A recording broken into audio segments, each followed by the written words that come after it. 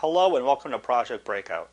I'm Kevin Lindemuth and I'll be teaching you about what equipment you will need to make a low budget movie. With your camera, it doesn't matter what brand of camera you have, but what does matter is that you need a digital camera and make sure it's a 3-chip digital camera, and this is probably going to be a mini DV camera. So just make sure also that the controls on it can be manual and don't rely too much on your auto functions. In terms of audio, even though you have a camera mic on your camera, you don't want to be using it too much, especially with scenes with actors.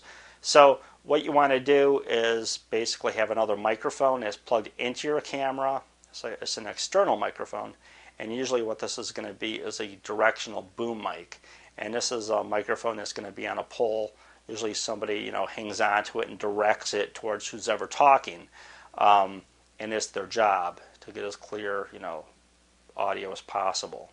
So they're listening out for an ambulance in the background or a plane flying overhead, and then usually you'll do those scenes over again to get the clear audio. But you want to make sure that when you're recording audio with actors, you want to get as clear as possible, and you want to get it right while you're shooting it. You don't want to be shooting it and say, oh gee, we'll just fix it in post later, because there is no program that will take out beeps or ambulance in the background or whatever. It doesn't exist. So you're going to have to redub it, and that means getting in the actors months after you're shooting, and that's a huge hassle. Another option is using wireless microphones, like the one I'm wearing, but you have to hide the microphone because somebody wouldn't normally have a microphone on them in a scene. So that's another option as well. I would recommend also get a good tripod. If you're shooting a lot of scenes, make sure you're on the tripod so it's steady. I mean, if you're not all that familiar with handheld shots, there's nothing worse than seeing a movie and it's all shaky and it's not supposed to be shaky. So, a tripod definitely helps.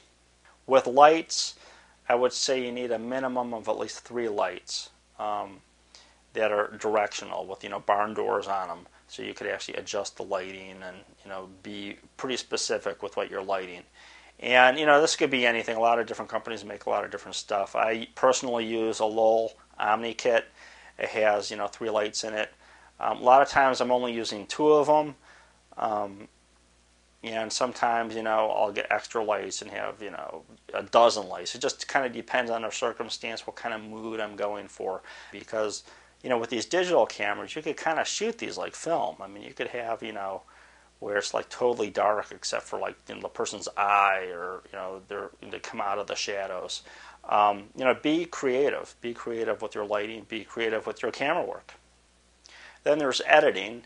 And nowadays there's a lot of, computer edit systems like Final Cut Pro, Avid, Media 100. Whatever you're using, doesn't really matter if it's top of the line or whatever. Just make sure that it maintains the quality of your footage, because you don't want to shoot all this stuff that looks great, put it in your edit system, and it just looks half as good. So just make sure that it's maintaining the digital quality. And again, these things range in price, so just basically get what you could afford to get, because with the next production you could always get something more expensive or better or whatever.